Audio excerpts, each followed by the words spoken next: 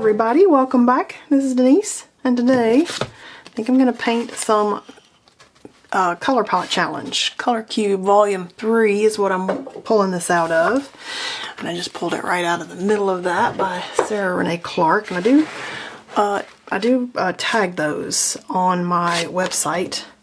Up under the favorites right at the top you can find a link for the cubes.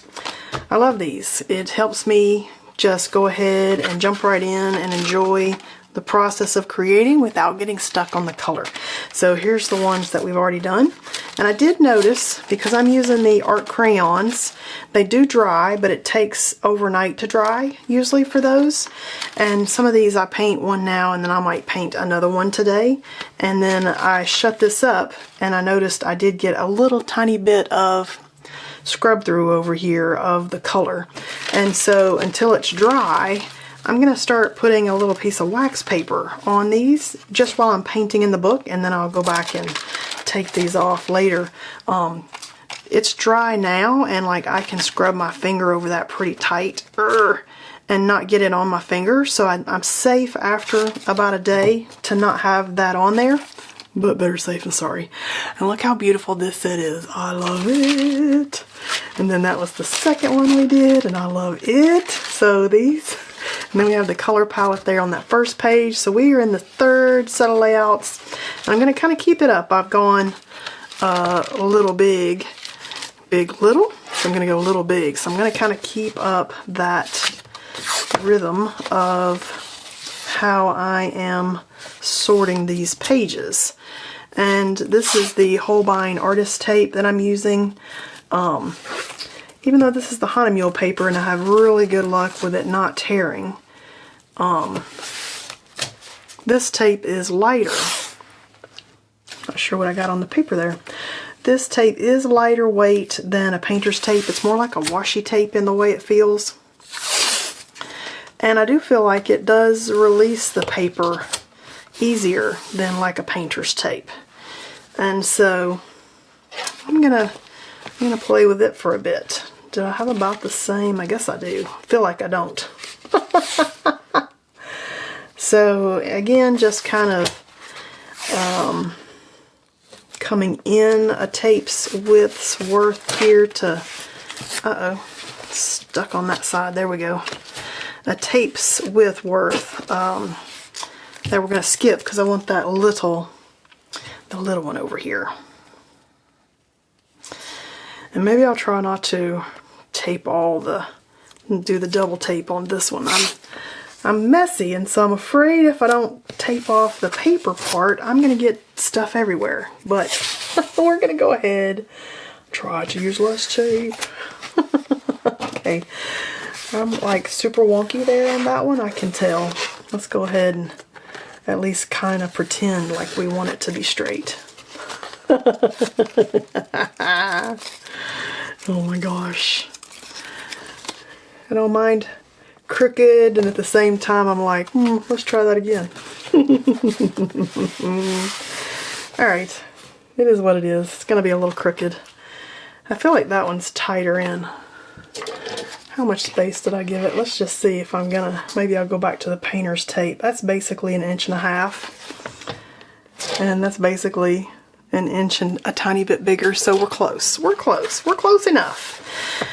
And this is the center of one of those signatures in our Bare Spine Beauty handmade journal. So this is a class I have on Skillshare and on my website that you can check out if you want to make your own. I love these because I like that spine being open. It's lovely. Maybe I'll just tape these down. That might have been this thing leaving a gap there.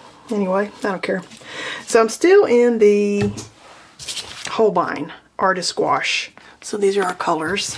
I'm going to go ahead and just wet these down. This is what it looks like after it dries for a couple days.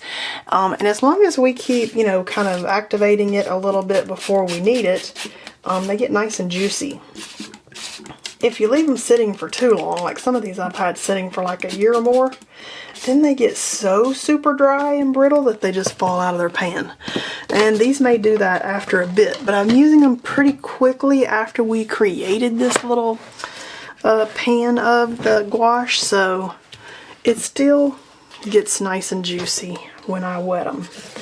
Alright, so this is our color palette. Let's see what we got here. I'm probably going to be in this G505 and this G510, and we've kind of got a neutrally one there, so that could be like a silver mixed in with these two, and it'll kind of take on the colors of those. And then we're kind of over here in these two right here, G863 and G861. Alright, so that's kind of my thought process there. Of course, as we're going, I'll probably get off of that a little bit, but that's my thought process. And I've got a great big brush here. This one is my 3/4 inch soft wash, square wash by Princeton Neptune. And what I've been doing on these, kind of focusing on one dominant color over here and a different dominant color over here, so that we can kind of see the same color palette but in more than one way, basically. And so I'm kind of thinking maybe I want dominant color. Kind of need this. Let's set this where I can see it. Maybe I'm going to do like maybe red be the dominant color over here a little bit, or at least the one I start with, and just see like where can we go from there. So then we'll go over here to this kind of pinky one. I kind of do want to add that silver in. Let's do the silver. Because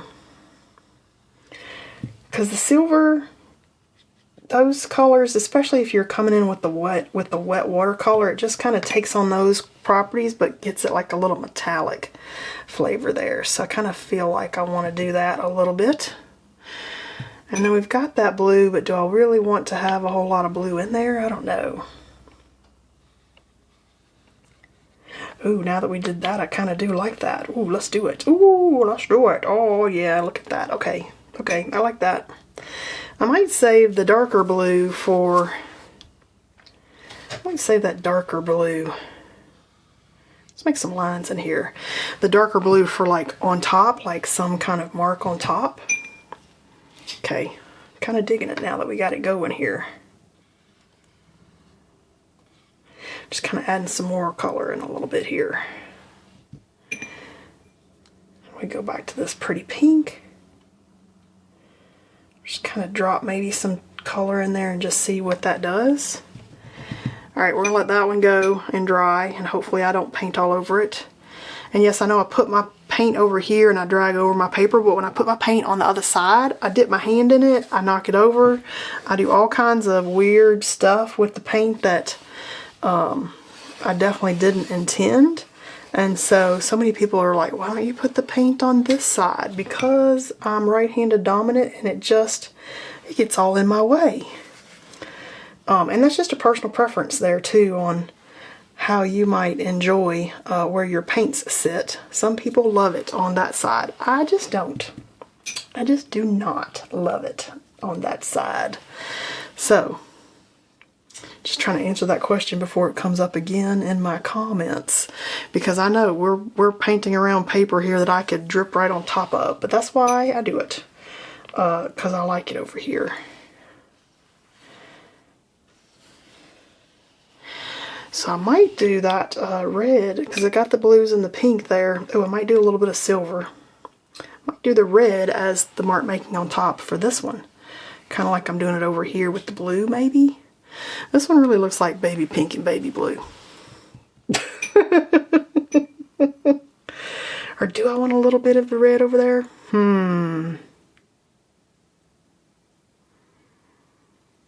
I don't know.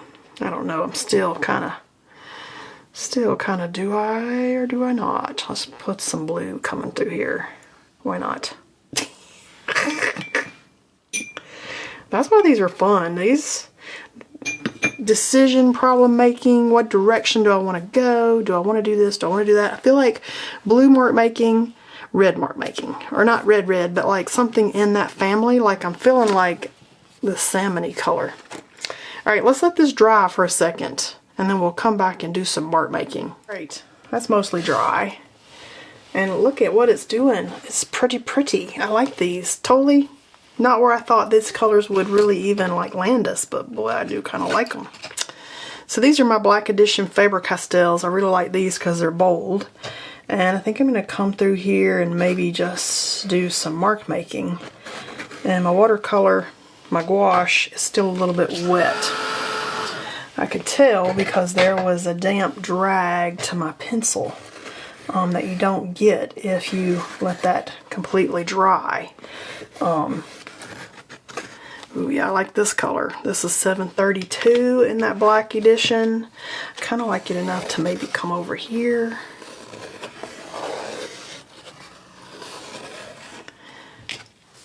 And then, what else do we got over here that we like? Ooh, how about a blue? That one's more of a teal. Got the whole set just kind of lined up. Ooh, that's a pretty one. That one's right in there. I like that. So I'm kind of thinking some mark making.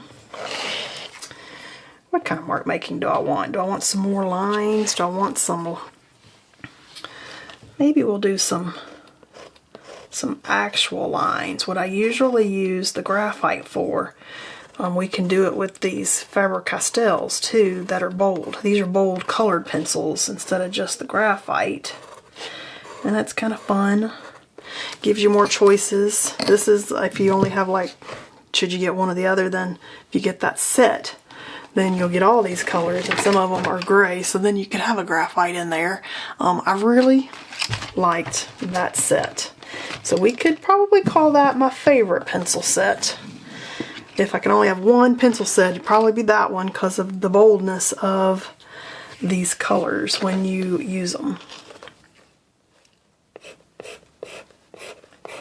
And they layer right on top of gouache and watercolor really delightfully. Nice and bold. A good clean line. Okay, I like that. Good job. I like it. I'm kind of feeling like great big splotchy. Do I want a line or two over here? I'm really loving where this is going. Let's see. Okay, so let's pull out the Kingarts that we color swatched a video or so ago. And I'm kind of loving this one right here. Is that the 034? Let's see. Yes. So that one is, I put the card in, there we go. Let's say now the card matches up with the color. So that's this, I like this one. So I feel like some of this color over here, we can do dots. I can do like, ooh, how about if we do just some crazy lines that aren't necessarily straight. Probably didn't mean as crooked as I did that one, but it is what it is. We got those colors. Oh, I like those. These do take 24 hours to like cure up, so they're not going to be set until tomorrow. Okay, I'm kind of feeling like over here we need a pretty like salmon-y color. Ooh, look at this. Okay, so in the metallics, well, do I want to pull the metallics? There's this metallic one. In this metallic one, we've got this pretty color right here. What do you think about that over here? I feel like we should do it. And this one is metallic pink. Let's do it. Let's do it. Okay, I'm filling.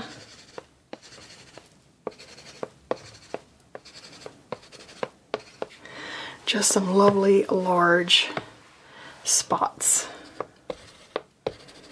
And you can see these are a little bit transparent, so the color underneath it is coming through, but I still like the way it blended on there. Ooh, I love these. Okay, I feel like maybe we need some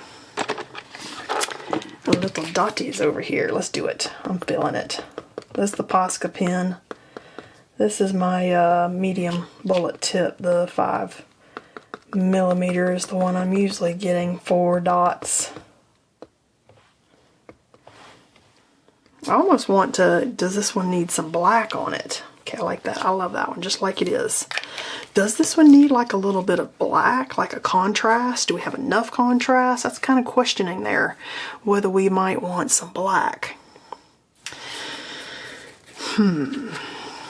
So I kind of maybe even like graphite, which kind of comes out as black. Like I could do some like just something a little bit, not something super specific, but enough to give me some texture and stuff.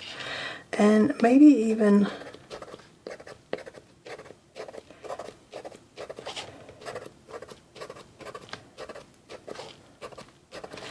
see, this is the time to like experiment and play and decide, ooh, did I like it? Did I not like it? Would I do it again? Or, ooh, I love that, I would totally do it again kind of game. Okay, I like that, and that gives me enough space for the white dot.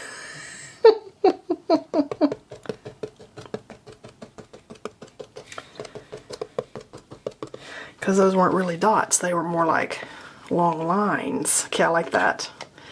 Okay, I kind of feel like I might need a little gold over here, and then I think I'm there. So Kuretake gold mica ink in my fine line bottle. Let me get one of my little sample sheets here to get started, just to kind of get it going. Sure I got it shook up good.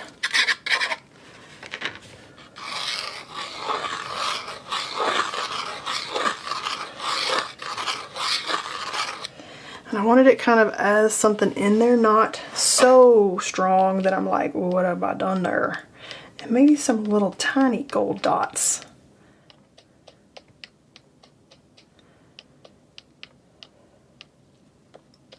Hold that fine line bottle basically parallel to the paper to get the most control over that ink flow.